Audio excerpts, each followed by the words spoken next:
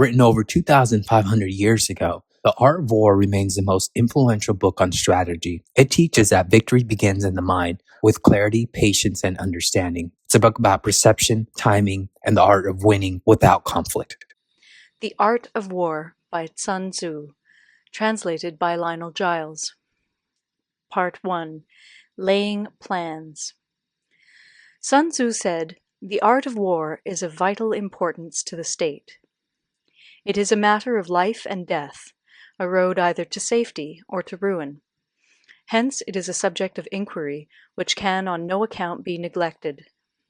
The art of war, then, is governed by 5 constant factors, to be taken into account in one's deliberations when seeking to determine the conditions obtaining in the field.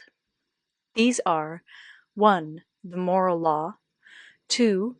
Heaven, 3. Earth, 4. The commander, 5. Method and discipline. The moral law causes the people to be in complete accord with their ruler, so that they will follow him regardless of their lives, undismayed by any danger. Heaven signifies night and day, cold and heat, times and seasons. Earth comprises distances, great and small, danger and security, open ground and narrow passes, the chances of life and death. The commander stands for the virtues of wisdom, sincerity, benevolence, courage, and strictness. By method and discipline are to be understood the marshalling of the army in its proper subdivisions, the graduations of rank among the officers, the maintenance of roads by which supplies may reach the army, and the control of military expenditure. These 5 heads should be familiar to every general. He who knows them will be victorious. He who knows them not will fail. Therefore, in your deliberations, when seeking to determine the military conditions, let them be made the basis of a comparison in this wise. 1. Which of the 2 sovereigns is imbued with the moral law? 2. Which of the 2 generals has most ability? 3. With whom lie the advantages derived from heaven and earth? 4. On which side is discipline most rigorously enforced? 5. Which army is stronger? 6. On which side are officers and men more highly trained? 7. In which army is there the greater constancy both in reward and punishment? By means of these 7 considerations I can forecast victory or defeat. The general that hearkens to my counsel and acts upon it will conquer. Let such a one be retained in command. The general that hearkens not to my counsel nor acts upon it will suffer defeat. Let such a one be dismissed. While heeding the profit of my counsel, avail yourself also of any helpful circumstances over and beyond the ordinary rules. According as circumstances are favorable, one should modify one's plans. All warfare is based on deception. Hence, when able to attack, we must seem unable. When using our forces, we must seem inactive. When we are near, we must make the enemy believe we are far away. When far away, we must make him believe we are near. Hold out baits to entice the enemy, feign disorder, and crush him. If he is secure at all points, be prepared for him. If he is in superior strength, evade him. If your opponent is of choleric temper, seek to irritate him. Pretend to be weak, that he may grow arrogant. If he is taking his ease, give him no rest. If his forces are united, separate them. Attack him where he is unprepared. Appear where you are not expected. These military devices, leading to victory, must not be divulged beforehand. Now the general who wins a battle makes many calculations in his temple ere the battle is fought. The general who loses a battle makes but few calculations beforehand. Thus do many calculations lead to victory, and few calculations to defeat. How much more no calculation at all? It is by attention to this point that I can foresee who is likely to win or lose. End of Part 1. Part 2. Waging War. Sun Tzu said, "In the operations of war, Where there are in the field 1,000 swift chariots, as many heavy chariots, and 100,000 mail-clad soldiers, with provisions enough to carry them 1,000 li, the expenditure at home and at the front, including entertainment of guests, small items such as glue and paint, and sums spent on chariots and armor, will reach the total of 1,000 ounces of silver per day. Such is the cost of raising an army of 100,000 men. When you engage in actual fighting, if victory is long in coming, then men's weapons will grow dull and their ardor will be damped. If you lay siege to a town, you will exhaust your strength. Again, if the campaign is protracted, the resources of the state will not be equal to the strain. Now, when your weapons are dulled, your ardor damped, your strength exhausted, and your treasure spent, other chieftains will spring up to take advantage of your extremity. Then no man, however wise, will be able to avert the consequences that must ensue. Thus, though we have heard of stupid haste in war, cleverness has never been seen associated with long delays. There is no instance of a country having benefited from prolonged warfare. It is only one who is thoroughly acquainted with the evils of war that can thoroughly understand the profitable way of carrying it on. The skillful soldier does not raise a second levy. Neither are his supply wagons loaded more than twice. Bring war material with you from home, but forage on the enemy. Thus the army will have food enough for its needs. Poverty of the state exchequer causes an army to be maintained by contributions from a distance. Contributing to maintain an army at a distance causes the people to be impoverished.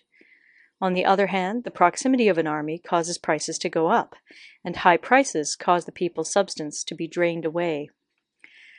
When their substance is drained away, the peasantry will be afflicted by heavy exactions. With this loss of substance and exhaustion of strength, the homes of the people will be stripped bare, and 3/10 of their income will be dissipated, while government expenses for broken chariots, worn-out horses, breastplates and helmets, bows and arrows, spears and shields, protective mantles, draft oxen, and heavy wagons will amount to 4/10 of its total revenue. Hence, a wise general makes a point of foraging on the enemy. 1 cartload of the enemy's provisions is equivalent to 20 of one's own, and likewise a single picul of his provender is equivalent to 20 from one's own store. Now, in order to kill the enemy, our men must be roused to anger. That there may be advantage from defeating the enemy, they must have their rewards. Therefore, in chariot fighting, when 10 or more chariots have been taken, those should be rewarded who took the first. Our own flags should be substituted for those of the enemy, and their chariots mingled and used in conjunction with ours. The captured soldiers should be kindly treated and kept. This is called using the conquered foe to augment one's own strength. In war, then, let your great object be victory, not lengthy campaigns. Thus it may be known that the leader of armies is the arbiter of the people's fate, the man on whom it depends whether the nation shall be in peace or in peril. End of Part 2. Recorded in Toronto. Part 3. Attack by Stratagem. Sun Tzu said, "In the practical art of war, the best thing of all is to take the enemy's country whole and intact. To shatter and destroy it is not so good. So, too, it is better to recapture an army entire than to destroy it, to capture a regiment, a detachment, or a company entire than to destroy them. Hence, to fight and conquer in all your battles is not supreme excellence. Supreme excellence consists in breaking the enemy's resistance without fighting. Thus, the highest form of generalship is to balk the enemy's plans. The next best is to prevent the junction of the enemy's forces. The next in order is to attack the enemy's army in the field. And the worst policy of all is to besiege walled cities. The rule is not to besiege walled cities if it can possibly be avoided. The preparation of mantlets, movable shelters, and various implements of war will take up 3 whole months, and the piling up of mounds against the walls will take 3 months more. The general, unable to control his irritation, will launch his men to the assault like swarming ants, with the result that 1/3 of his men are slain, while the town still remains untaken. Such are the disastrous effects of a siege. Therefore the skillful leader subdues the enemy's troops without any fighting. He captures their cities without laying siege to them. He overthrows their kingdom without lengthy operations in the field. With his forces intact, he will dispute the mastery of the empire, and thus, without losing a man, his triumph will be complete. This is the method of attacking by stratagem. It is the rule in war, if our forces are 10 to the enemy's 1, to surround him; if 5 to 1, to attack him; if twice as numerous, to divide our army into 2. If equally matched, we can offer battle; if slightly inferior in numbers, we can avoid the enemy; if quite unequal in every way, we can flee from him. Hence, though an obstinate fight may be made by a small force, in the end it must be captured by the larger force. Now the general is the bulwark of the state. If the bulwark is complete at all points, the state will be strong; if the bulwark is defective, the state will be weak. There are 3 ways in which a ruler can bring misfortune upon his army. 1. By commanding the army to advance or to retreat, being ignorant of the fact that it cannot obey. This is called hobbling the army. 2. By attempting to govern an army in the same way as he administers a kingdom, being ignorant of the conditions which obtain in an army. This causes restlessness in the soldiers' minds. 3. By employing the officers of his army without discrimination through ignorance of the military principle of adaptation to circumstances. This shakes the confidence of the soldiers. But when the army is restless and distrustful, trouble is sure to come from the other feudal princes. This is simply bringing anarchy into the army, and flinging victory away. Thus we may know that there are 5 essentials for victory. 1. He will win who knows when to fight and when not to fight. 2. He will win who knows how to handle both superior and inferior forces. 3. He will win whose army is animated by the same spirit throughout all its ranks. 4. He will win who, prepared himself, waits to take the enemy unprepared. 5. He will win who has military capacity and is not interfered with by the sovereign. Hence the saying, if you know the enemy and know yourself, you need not fear the result of 100 battles. If you know yourself, but not the enemy, for every victory gained you will also suffer a defeat. If you know neither the enemy nor yourself, you will succumb in every battle. End of Part 3. Part 4. Tactical Dispositions. Sun Tzu said, "The good fighters of old first put themselves beyond the possibility of defeat, and then waited for an opportunity of defeating the enemy. To secure ourselves against defeat lies in our own hands, but the opportunity of defeating the enemy is provided by the enemy himself. Thus the good fighter is able to secure himself against defeat, but cannot make certain of defeating the enemy. Hence the saying, one may know how to conquer without being able to do it." Security against defeat implies defensive tactics. Ability to defeat the enemy means taking the offensive. Standing on the defensive indicates insufficient strength; attacking, a superabundance of strength. The general who is skilled in defense hides in the most secret recesses of the earth. He who is skilled in attack flashes forth from the topmost heights of heaven. Thus, on the one hand, we have ability to protect ourselves; on the other, a victory that is complete. To see victory only when it is within the ken of the common herd is not the acme of excellence. Neither is it the acme of excellence if you fight and conquer, and the whole empire says, "Well done!" To lift an autumn hair is no sign of great strength. To see the sun and moon is no sign of sharp sight. To hear the noise of thunder is no sign of a quick ear. What the ancients called a clever fighter is one who not only wins, but excels in winning with ease. Hence his victories bring him neither reputation for wisdom nor credit for courage. He wins his battles by making no mistakes. Making no mistakes is what establishes the certainty of victory, for it means conquering an enemy that is already defeated. Hence the skillful fighter puts himself into a position which makes defeat impossible, and does not miss the moment for defeating the enemy. Thus it is that in war the victorious strategist only seeks battle after the victory has been won, whereas he who is destined to defeat first fights and afterwards looks for victory. The consummate leader cultivates the moral law and strictly adheres to method and discipline. Thus it is in his power to control success. In respect of military method, we have, firstly, measurement; secondly, estimation of quantity; thirdly, calculation; fourthly, balancing of chances; fifthly, victory. Measurement owes its existence to earth; estimation of quantity to measurement; calculation to estimation of quantity; balancing of chances to calculation; and victory to balancing of chances. A victorious army opposed to a routed one is as a pound's weight placed in the scale against a single grain. The onrush of a conquering force is like the bursting of pent-up waters into a chasm 1,000 fathoms deep. End of Part 4. Part 5. Energy. Sun Tzu said, "The control of a large force is the same principle as the control of a few men. It is merely a question of dividing up their numbers." Fighting with a large army under your command is nowise different from fighting with a small one. It is merely a question of instituting signs and signals. To ensure that your whole host may withstand the brunt of the enemy's attack and remain unshaken, this is effected by maneuvers direct and indirect. That the impact of your army may be like a grindstone dashed against an egg, this is effected by the science of weak points and strong. In all fighting, the direct method may be used for joining battle, but indirect methods will be needed in order to secure victory.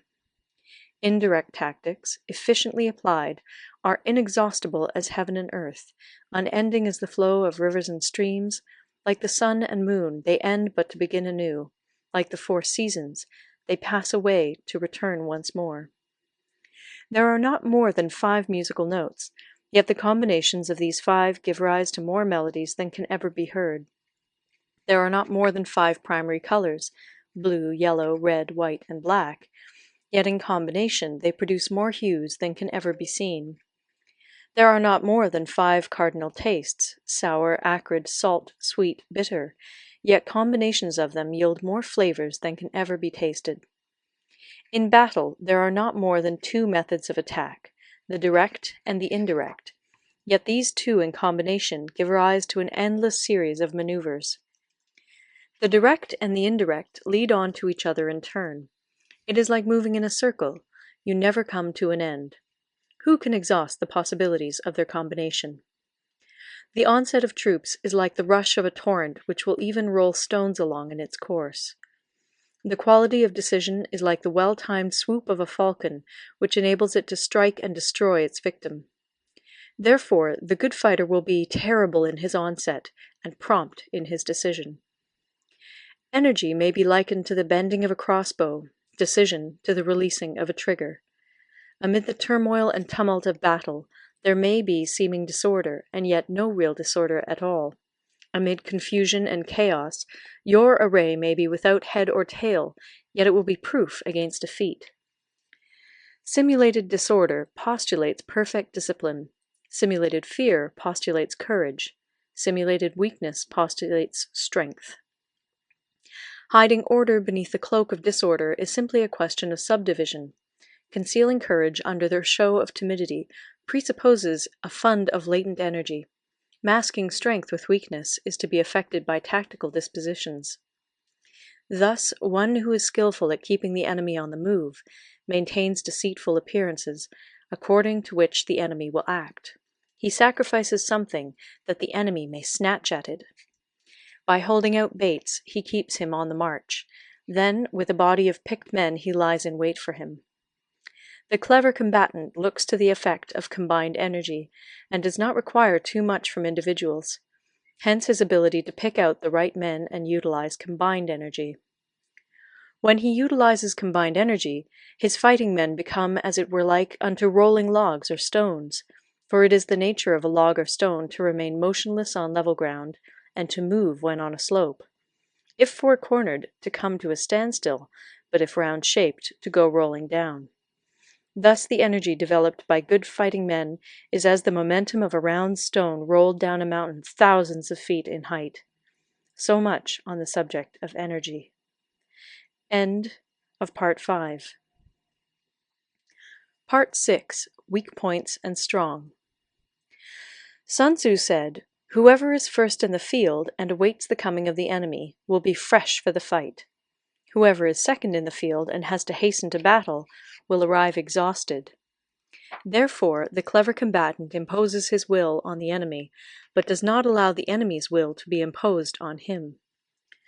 By holding out advantages to him, he can cause the enemy to approach of his own accord, or, by inflicting damage, he can make it impossible for the enemy to draw near.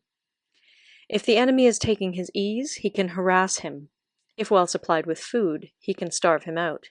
If quietly encamped, he can force him to move.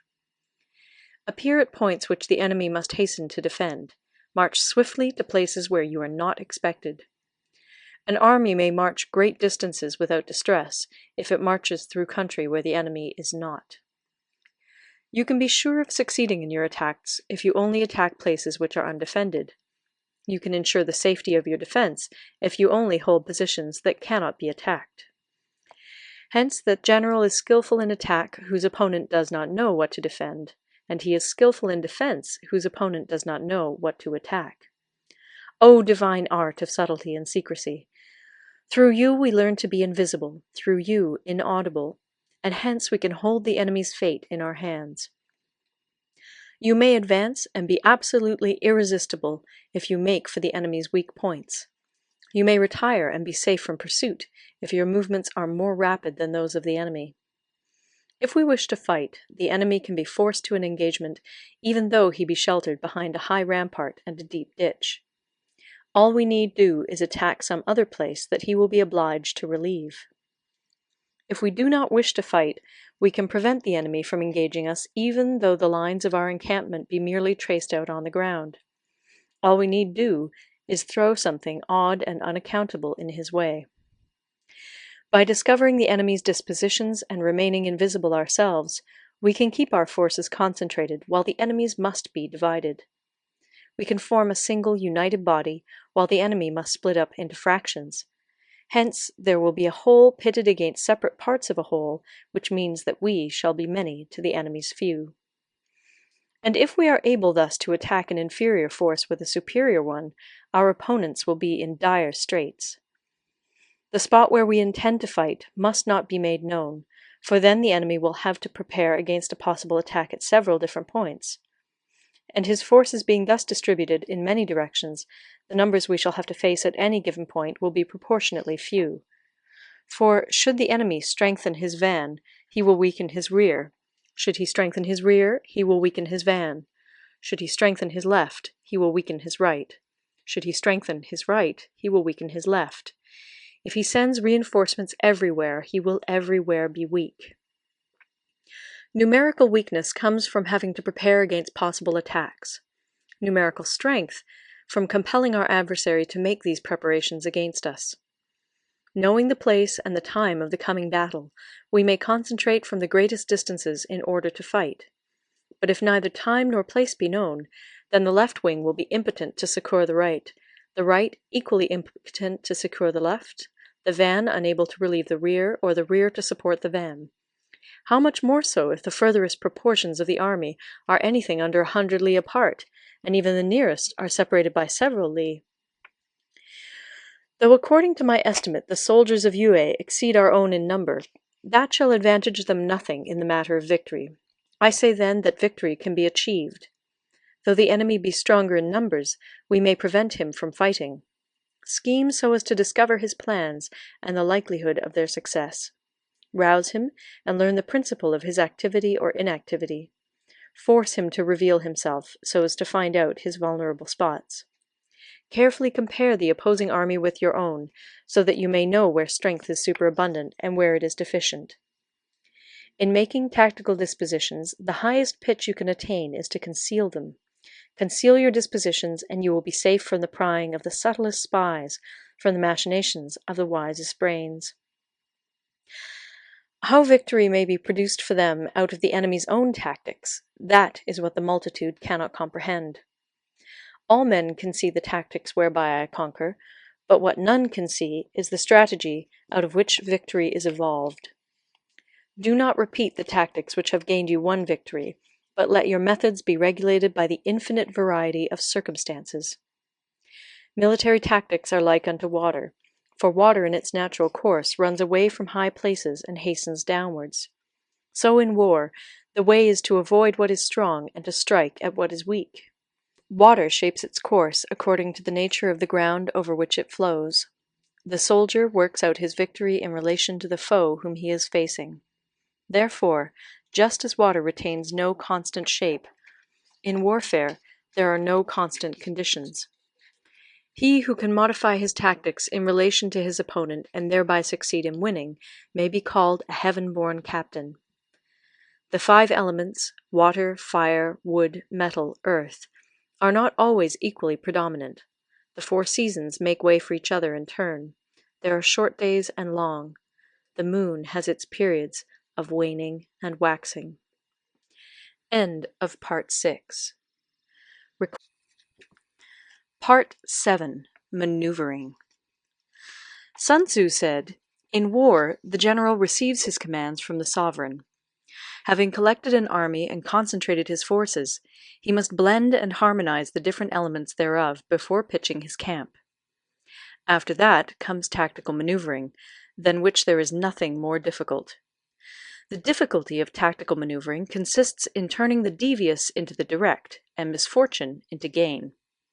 Thus, to take a long and circuitous route, after enticing the enemy out of the way, and those starting after him, to contrive to reach the goal before him, shows knowledge of the artifice of deviation. Maneuvering with an army is advantageous, with an undisciplined multitude, most dangerous. If you set a fully equipped army in march in order to snatch an advantage, the chances are that you will be too late. On the other hand, to detach a flying column for the purpose involves the sacrifice of its baggage and stores. Thus, if you order your men to roll up their buff coats and make forced marches without halting day or night, covering double the usual distance at a stretch, doing 100 li in order to wrest an advantage, the leaders of all your 3 divisions will fall into the hands of the enemy.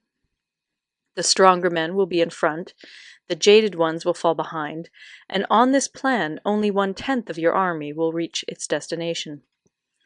If you march 50 li in order to outmaneuver the enemy, you will lose the leader of your first division, and only half your force will reach the goal. If you march 30 li with the same object, 2/3 of your army will arrive. We may take it then that an army without its baggage train is lost. Without provisions, it is lost. Without bases of supply, it is lost. We cannot enter into alliances until we are acquainted with the designs of our neighbors.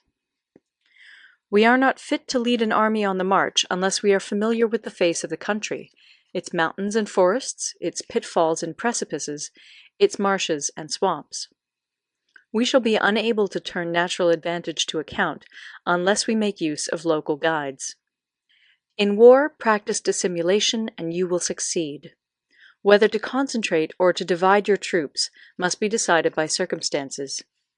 Let your rapidity be that of the wind, your compactness that of the forest. In raiding and plundering be like fire, in immovability like a mountain. Let your plans be dark, and impenetrable as night, and when you move, fall like a thunderbolt. When you plunder a countryside, let the spoil be divided amongst your men. When you capture new territory, cut it up into allotments for the benefit of the soldiery. Ponder and deliberate before you make a move. He will conquer who has learnt the artifice of deviation. Such is the art of maneuvering. The Book of Army Management says, "On the field of battle, the spoken word does not carry far enough. Hence the institution of gongs and drums. Nor can ordinary objects be seen clearly enough. Hence the institution of banners and flags. Gongs and drums, banners and flags, are means whereby the ears and eyes of the host may be focused on one particular point. The host thus forming a single united body, it is impossible either for the brave to advance alone, or for the cowardly to retreat alone. This is the art of handling large masses of men. In night fighting, then, make much use of signal flyers and drums, and in fighting by day, of flags and banners, as a means of influencing the ears and eyes of your army. A whole army may be robbed of its spirit. A commander-in-chief may be robbed of his presence of mind. Now, a soldier's spirit is keenest in the morning. By noonday it has begun to flag, and in the evening his mind is bent only on returning to camp. A clever general, therefore, avoids an army when its spirit is keen, but attacks it when it is sluggish and inclined to return. This is the art of studying moods. Disciplined and calm, to await the appearance of disorder and hubbub amongst the enemy. This is the art of retaining self-possession. To be near the goal while the enemy is still far from it, to wait at ease while the enemy is toiling and struggling, to be well fed while the enemy is famished. This is the art of husbanding one's strength. To refrain from intercepting an enemy whose banners are in perfect order, to refrain from attacking an army drawn up in calm and confident array, this is the art of studying circumstances. It is a military axiom not to advance uphill against the enemy, nor to oppose him when he comes downhill. Do not pursue an enemy who simulates flight. Do not attack soldiers whose temper is keen. Do not swallow bait offered by the enemy. Do not interfere with an army that is returning home. When you surround an army, leave an outlet free. Do not press a desperate foe too hard. Such is the art of warfare. End of Part 7. Part 8. Variation in Tactics. Sun Tzu said, "In war, the general receives his commands from the sovereign, collects his army, and concentrates his forces. When in difficult country, do not encamp. In country where highroads intersect, join hands with your allies. Do not linger in dangerously isolated positions. In hemmed-in situations, you must resort to stratagem. In desperate position, you must fight. There are roads which must not be followed, armies which must not be attacked, towns which must not be besieged, positions which must not be contested, commands of the sovereign which must not be obeyed." The general who thoroughly understands the advantages that accompany variation of tactics knows how to handle his troops. The general who does not understand these may be well acquainted with the configuration of the country, yet he will not be able to turn his knowledge to practical account. So, the student of war who is unversed in the art of war of varying his plans, even though he be acquainted with the 5 advantages, will fail to make the best use of his men. Hence, in the wise leader's plans, considerations of advantage and of disadvantage will be blended together. If our expectation of advantage be tempered in this way, we may succeed in accomplishing the essential part of our schemes. If, on the other hand, in the midst of difficulties we are always ready to seize an advantage, we may extricate ourselves from misfortune. Reduce the hostile chiefs by inflicting damage on them, and make trouble for them, and keep them constantly engaged. Hold out specious allurements, and make them rush to any given point. The art of war teaches us to rely not on the likelihood of the enemy's not coming, but on our own readiness to receive him. Not on the chance of his not attacking, but rather on the fact that we have made our position unassailable. There are 5 dangerous faults which may affect a general. 1. Recklessness, which leads to destruction. 2. Cowardice, which leads to capture. 3. A hasty temper, which can be provoked by insults. 4. A delicacy of honor, which is sensitive to shame. 5. Over-solicitude for his men, which exposes him to worry and trouble. These are the 5 besetting sins of a general, ruinous to the conduct of war. When an army is overthrown and its leader slain, the cause will surely be found among these 5 dangerous faults. Let them be a subject of meditation. Part 9. The Army on the March. Sun Tzu said, "We come now to the question of encamping the army, and observing signs of the enemy. Pass quickly over mountains, and keep in the neighborhood of valleys. Camp in high places, facing the sun. Do not climb heights in order to fight." So much for mountain warfare. After crossing a river, you should get far away from it. When an invading force crosses a river in its onward march, do not advance to meet it in midstream. It will be best to let half the army get across, and then deliver your attack. If you are anxious to fight, You should not go to meet the invader near a river which he has to cross. Moor your craft higher up than the enemy and facing the sun. Do not move upstream to meet the enemy. So much for river warfare. In crossing salt marshes, your sole concern should be to get over them quickly, without any delay. If forced to fight in a salt marsh, you should have water and grass near you and get your back to a clump of trees. So much for operations in salt marshes. In dry, level country, take up an easily accessible position with rising ground to your right and on your rear, so that the danger may be in front and safety lie behind. So much for campaigning in flat country. These are the 4 useful branches of military knowledge which enabled the Yellow Emperor to vanquish 4 several sovereigns. All armies prefer high ground to low, and sunny places to dark. If you are careful of your men and camp on hard ground, the army will be free from disease of every kind, and this will spell victory. When you come to a hill or a bank, occupy the sunny side, with the slope on your right rear. Thus you will at once act for the benefit of your soldiers, and utilize the natural advantages of the ground.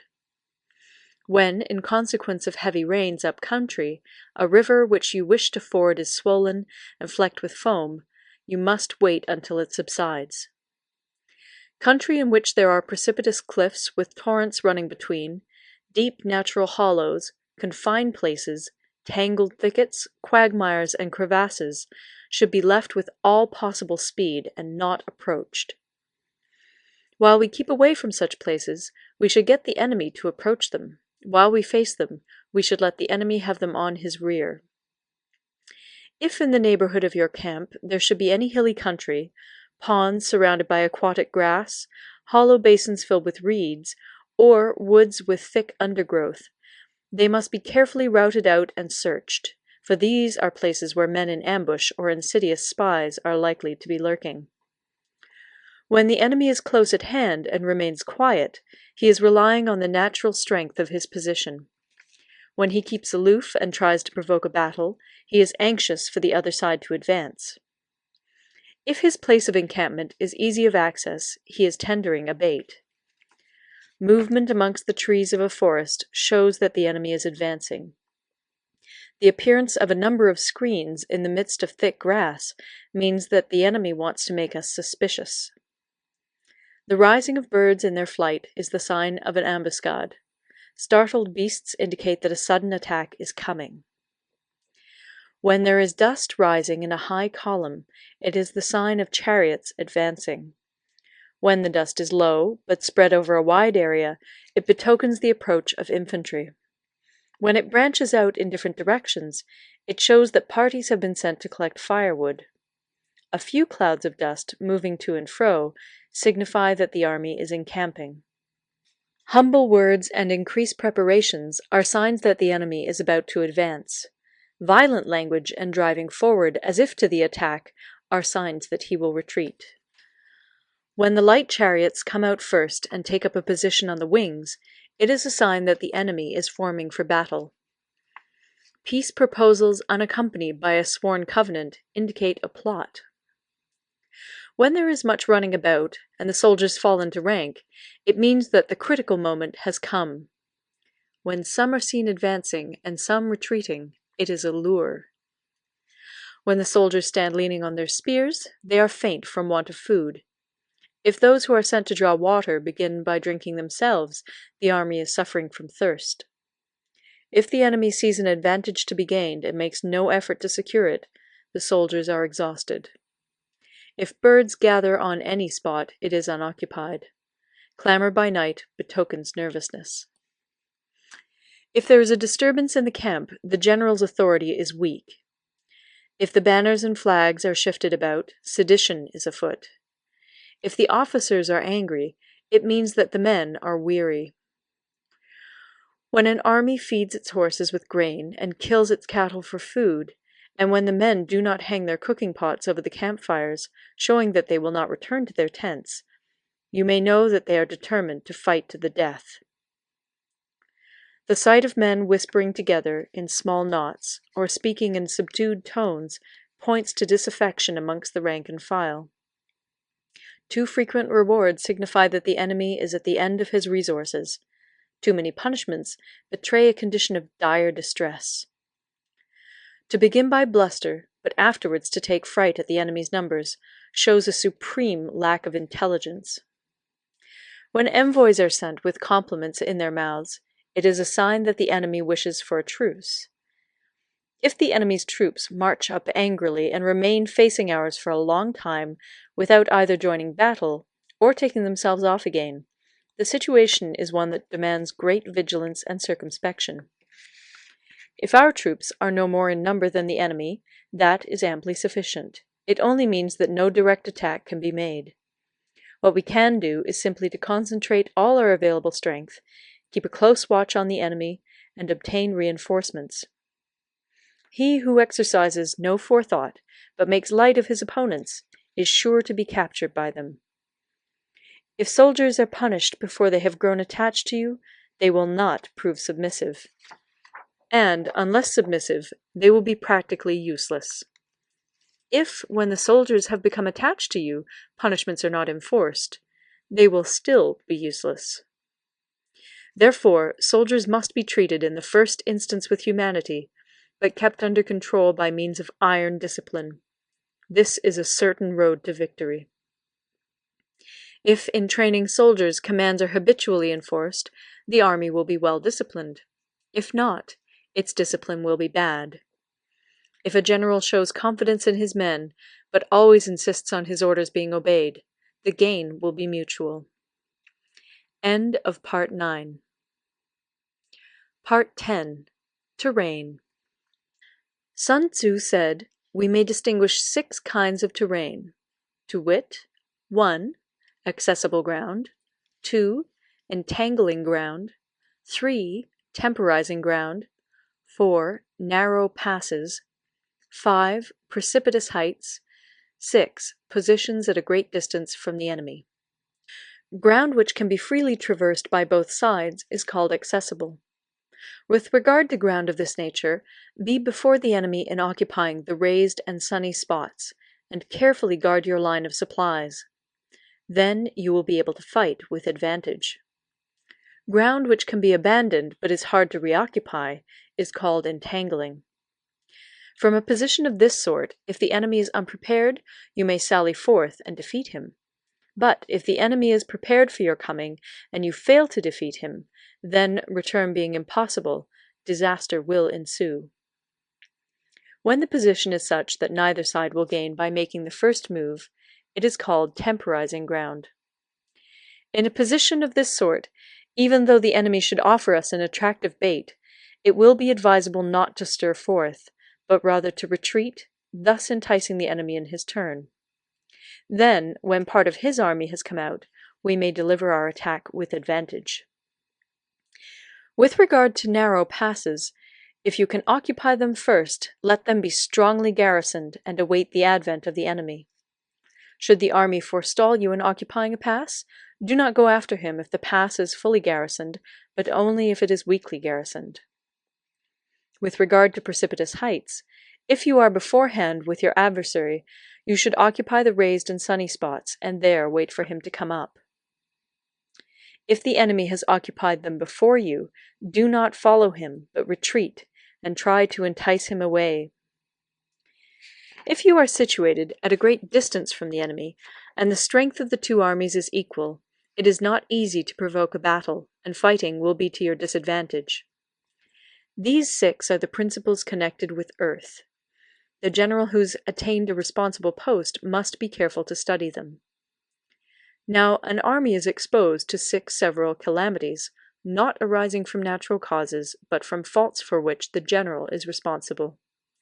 These are 1. Flight, 2. Insubordination, 3. Collapse, 4. Ruin, 5. Disorganization, 6. Rout.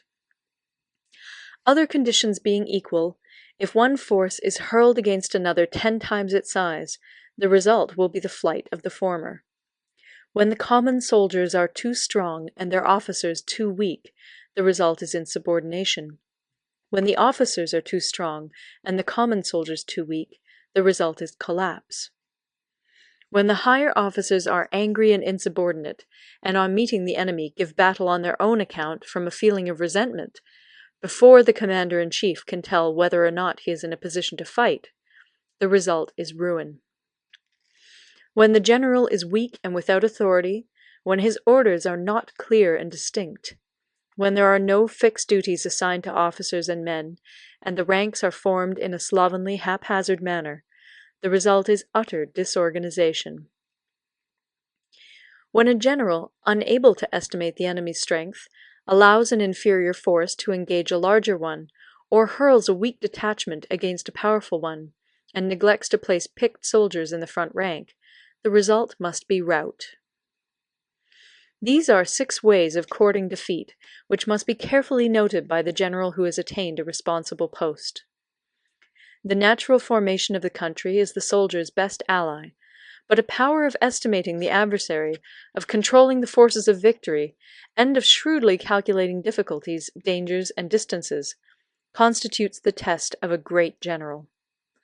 He who knows these things, and in fighting puts his knowledge into practice, will win his battles. He who knows them not, nor practices them, will surely be defeated.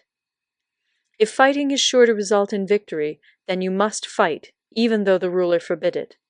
If fighting will not result in victory, then you must not fight even at the ruler's bidding.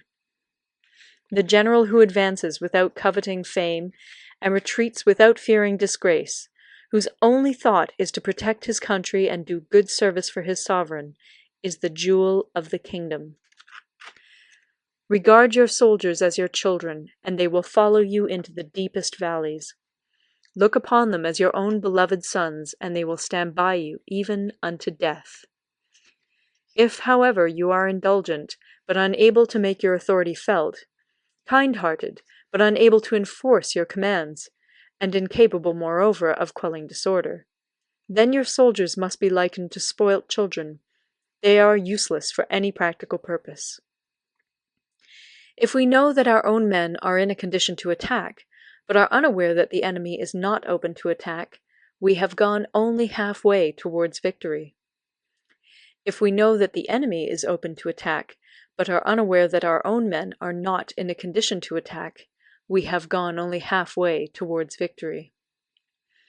If we know that the enemy is open to attack, and also know that our men are in a condition to attack, but are unaware that the nature of the ground makes fighting impracticable, we have still only gone halfway towards victory. Hence the experienced soldier, once in motion, is never bewildered. Once he has broken camp, he is never at a loss. Hence the saying, "If you know the enemy and know yourself, your victory will not stand in doubt. If you know heaven and know earth, you may make your victory complete." End of Part 10. Lionel Giles. Part 11. The 9 Situations. Sun Tzu said, "The art of war recognizes 9 varieties of ground. 1. Dispersive ground. 2. Facile ground. 3. Contentious ground. 4. Open ground. 5. Ground of intersecting highways. 6. Serious ground. 7. Difficult ground. 8. Hemmed-in ground. 9. Desperate ground." When a chieftain is fighting in his own territory, it is dispersive ground. When he has penetrated into hostile territory, but to no great distance, it is facile ground. Ground the possession of which imports great advantage to either side is contentious ground. Ground on which each side has liberty of movement is open ground. Ground which forms the key to 3 contiguous states, so that he who occupies it first has most of the empire at his command, is a ground of intersecting highways. When an army has penetrated into the heart of a hostile country, leaving a number of fortified cities in its rear, it is serious ground. Mountain forests, rugged steeps, marshes, and fens, all country that is hard to traverse, this is difficult ground.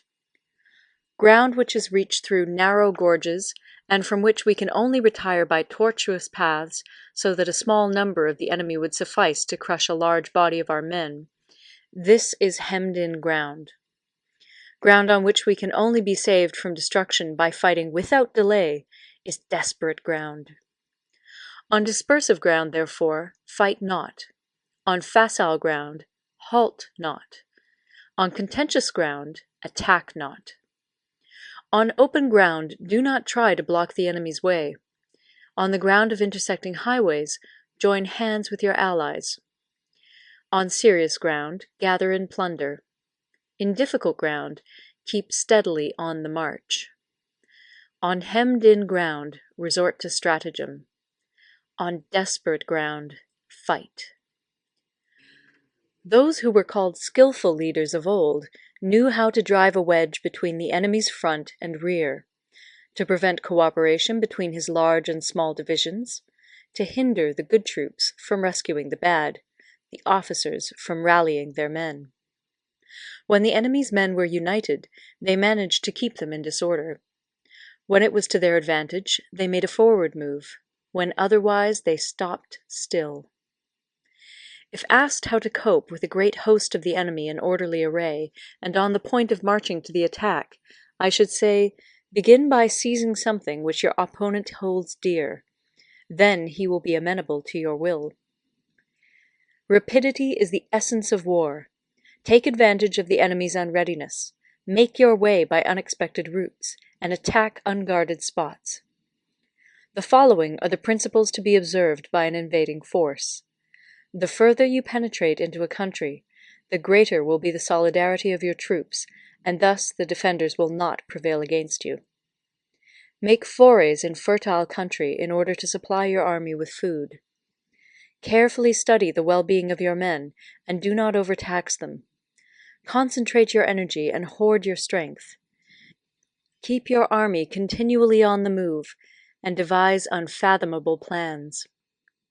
Throw your soldiers into positions whence there is no escape, and they will prefer death to flight.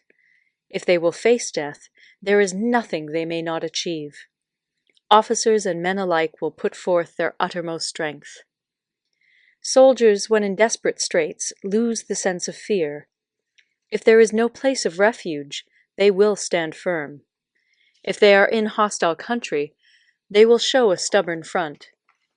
If there is no help for it, they will fight hard. Thus, without waiting to be marshaled, the soldiers will be constantly on the qui-vive. Without waiting to be asked, they will do your will. Without restrictions, they will be faithful. Without giving orders, they can be trusted. Prohibit the taking of omens, and do away with superstitious doubts. Then, until death itself comes, no calamity need be feared. If our soldiers are not overburdened with money, it is not because they have a distaste for riches. If their lives are not unduly long, it is not because they are disinclined to longevity. On the day they are ordered out to battle, your soldiers may weep, those sitting up bedewing their garments, and those lying down, letting the tears run down their cheeks. But let them once be brought to bay, and they will display the courage of a Chu or a Kui. The skillful tactician may be likened to the Shuai-jan. Now, the Shuai-jan is a snake that is found in the Ch'ung Mountains. Strike at its head, and you will be attacked by its tail. Strike at its tail, and you will be attacked by its head. Strike at the middle, and you will be attacked by head and tail both. Asked if an army can be made to imitate the Shuai-jan, I should answer yes, for the men of Wu and the men of Yue are enemies.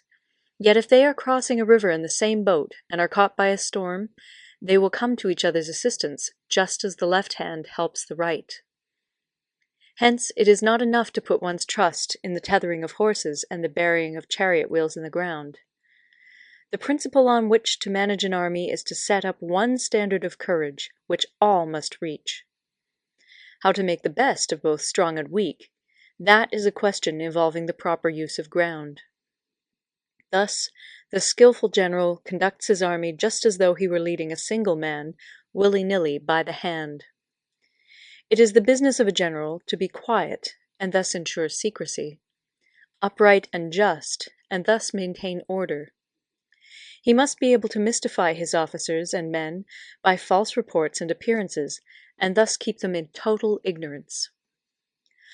By altering his arrangements and changing his plans, he keeps the enemy without definite knowledge. By shifting his camp and taking circuitous routes, he prevents the enemy from anticipating his purpose.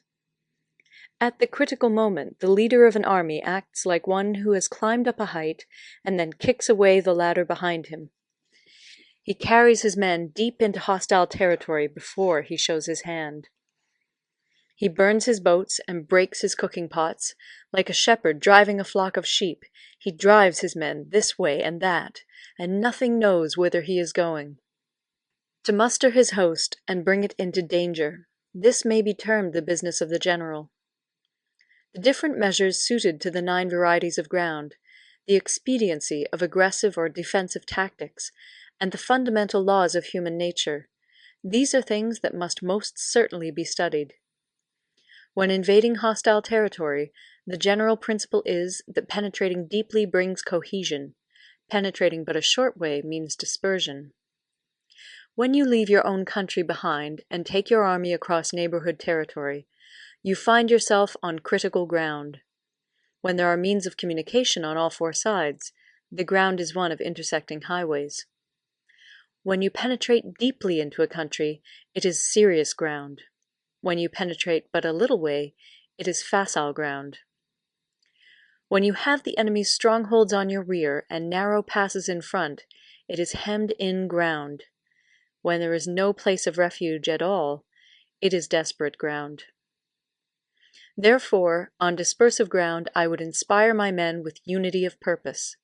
On facile ground, I would see that there is close connection between all parts of my army. On contentious ground, I would hurry up my rear. On open ground, I would keep a vigilant eye on my defenses. On ground of intersecting highways, I would consolidate my alliances. On serious ground, I would try to ensure a continuous stream of supplies. On difficult ground, I would keep pushing on along the road. On hemmed-in ground, I would block any way of retreat. On desperate ground, I would proclaim to my soldiers the hopelessness of saving their lives. For it is the soldier's disposition to offer an obstinate resistance when surrounded, to fight hard when he cannot help himself, and to obey promptly when he has fallen into danger. We cannot enter into alliance with neighboring princes until we are acquainted with their designs. We are not fit to lead an army on the march unless we are familiar with the face of the country, its mountains and forests, its pitfalls and precipices, its marshes and swamps. We shall be unable to turn natural advantages to account unless we make use of local guides.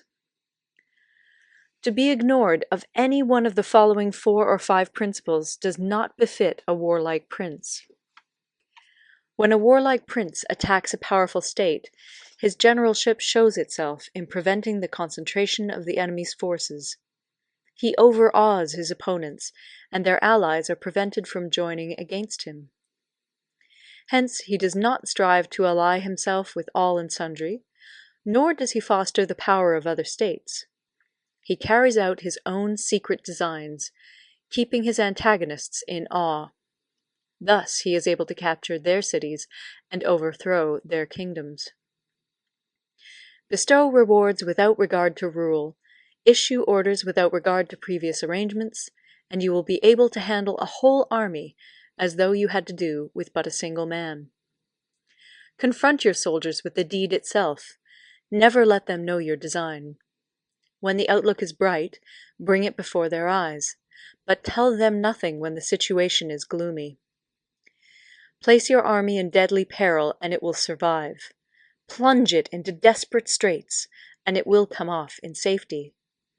For it is precisely when a force has fallen into harm's way that it is capable of striking a blow for victory. Success in warfare is gained by carefully accommodating ourselves to the enemy's purpose. By persistently hanging on the enemy's flank, we shall succeed in the long run in killing the commander-in-chief. This is called ability to accomplish a thing by sheer cunning. On the day that you take up your command, block the frontier passes, destroy the official tallies, and stop the passage of all emissaries. Be stern in the council chamber so that you may control the situation. If the enemy leaves the door open, you must rush in. Forestall your opponent by seizing what he holds dear, and subtly contrive to time his arrival on the ground. Walk in the path defined by rule, and accommodate yourself to the enemy until you can fight a decisive battle. At first, then, exhibit the coyness of a maiden, until the enemy gives you an opening. Afterwards, emulate the rapidity of a running hare, and it will be too late for the enemy to oppose you. End of Part 11. Part 12. The Attack by Fire.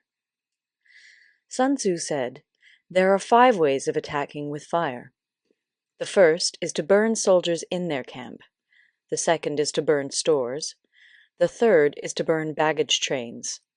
The fourth is to burn arsenals and magazines. The fifth is to hurl dropping fire amongst the enemy." In order to carry out an attack, we must have means available. The material for raising fire should always be kept in readiness. There is a proper season for making attacks with fire, and special days for starting a conflagration. The proper season is when the weather is very dry. The special days are those when the moon is in the constellations of the Sieve, the Wall, the Wing, or the Crossbar, for these 4 are all days of rising wind. In attacking with fire, one should be prepared to meet 5 possible developments. 1. When fire breaks out inside to enemy's camp, respond at once with an attack from without. 2. If there is an outbreak of fire, but the enemy's soldiers remain quiet, bide your time and do not attack. 3. When the force of the flames has reached its height, follow it up with an attack, if that is practicable. If not, stay where you are. 4. If it is possible to make an assault with fire from without, do not wait for it to break out within, but deliver your attack at a favorable moment. 5. When you start a fire, be to windward of it. Do not attack from the leeward. A wind that rises in the daytime lasts long, but a night breeze soon falls. In every army, the 5 developments connected with fire must be known, the movements of the stars calculated, and a watch kept for the proper days. Hence, those who use fire as an aid to the attack show intelligence. Those who use water as an aid to the attack gain an accession of strength. By means of water, an enemy may be intercepted, but not robbed of all his belongings. Unhappy is the fate of one who tries to win his battles and succeed in his attacks without cultivating the spirit of enterprise, for the result is a waste of time and general stagnation. Hence the saying, "The enlightened ruler lays his plans well ahead. The good general cultivates his resources." Move not unless you see an advantage. Use not your troops unless there is something to be gained. Fight not unless the position is critical. No ruler should put troops into the field merely to gratify his own spleen. No general should fight a battle simply out of pique. If it is to your advantage, make a forward move. If not, stay where you are. Anger may in time change to gladness. Vexation may be succeeded by content. But a kingdom that has once been destroyed can never come again into being, nor can the dead ever be brought back to life. Hence the enlightened ruler is heedful, and the good general full of caution. This is the way to keep a country at peace and an army intact. End of Part 12. Part 13. The Use of Spies. Sun Tzu said, "Raising a host of 100,000 men and marching them great distances entails heavy loss on the people and a drain on the resources of the state. The daily expenditure will amount to 1,000 ounces of silver. There will be commotion at home and abroad, and men will drop down exhausted on the highways. As many as 700,000 families will be impeded in their labor. Hostile armies may feast each other for years, striving for the victory which is decided in a single day. This being so, to remain in ignorance of the enemy's conditions simply because one grudges the outlay of 100 ounces of silver in honors and emoluments is the height of inhumanity. One who acts thus is no leader of men, no present help to his sovereign, no master of victory. Thus, what enables the wise sovereign and the good general to strike and conquer and achieve things beyond the reach of ordinary men is foreknowledge. Now, this foreknowledge cannot be elicited from spirits. It cannot be obtained inductively from experience, nor by any deductive calculation. Knowledge of the enemy's dispositions can only be obtained from other men. Hence the use of spies, of whom there are 5 classes. 1. Local spies. 2. Inward spies. 3. Converted spies. 4. Doomed spies. 5. Surviving spies. When these 5 kinds of spy are all at work, none can discover the secret system. This is called divine manipulation of the threads. It is the sovereign's most precious faculty. Having local spies means employing the services of the inhabitants of a district. Having inward spies, making use of officials of the enemy. Having converted spies, getting hold of the enemy's spies and using them for our own purposes. Having doomed spies, doing certain things openly for purposes of deception, and allowing our spies to know of them and report them to the enemy. Surviving spies, finally, are those who bring back news from the enemy's camp. Hence it is that none in the whole army are more intimate relations to be maintained than with spies. None should be more liberally rewarded. In no other business should greater secrecy be preserved. Spies cannot be usefully employed without a certain intuitive sagacity. They cannot be properly managed without benevolence and straightforwardness. Without subtle ingenuity of mind, one cannot make certain of the truth of their reports. Be subtle, and use your spies for every kind of business. If a secret piece of news is divulged by a spy before the time is ripe, he must be put to death together with the man to whom the secret was told.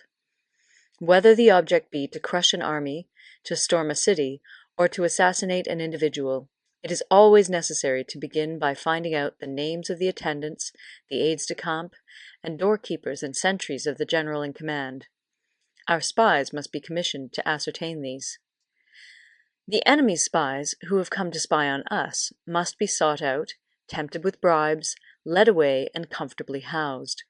Thus they will become converted spies and available for our service. It is through the information brought by the converted spy that we are able to acquire and employ local and inward spies.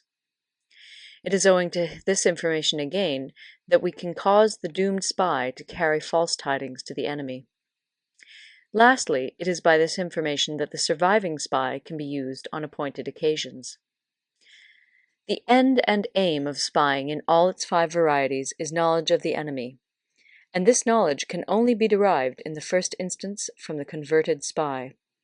Hence it is essential that the converted spy be treated with the utmost liberality. Of old, the rise of the Yin dynasty was due to Yi Qi, who had served under the Xia. Likewise, the rise of the Chu dynasty was due to Liu Ya, who had served under the Yin. Hence, it is only the enlightened ruler and the wise general who will use the highest intelligence of the army for purposes of spying, and thereby they achieve great results. Spies are a most important element in water, because on them depends an army's ability to move. End of the Art of War.